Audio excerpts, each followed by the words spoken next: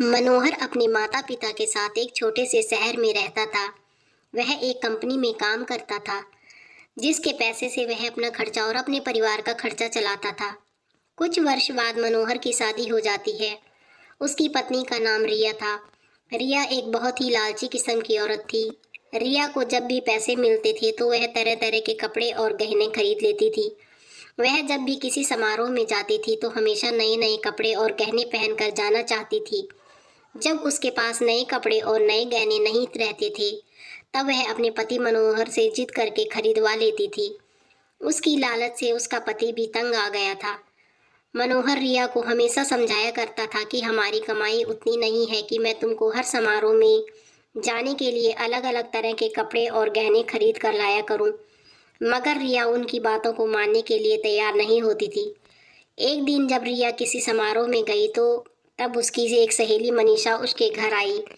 मनीषा ने रिया की सास से उसके बारे में पूछा।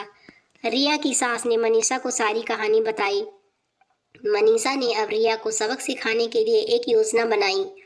वह रिया के घर से सारा राशन लेकर चली गई और राशन के डिब्बे में अपने गहने और नए कपड़े लाकर भर दिए।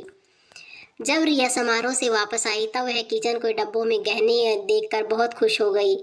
शाम हुआ, जब रिया खाना बनाने गई तब उसने राशन नहीं मिला। तब वह अपनी सास से पूछा, सारा राशन कहाँ गया?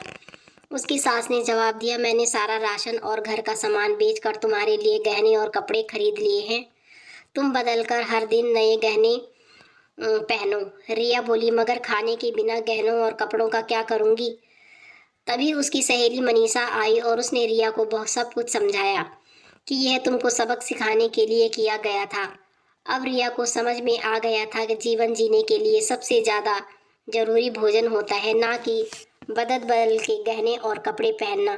रिया जब अपने पति की कमाई के अनुसार ही सारा काम करती थी और वह खुशी खुशी रहने लगी।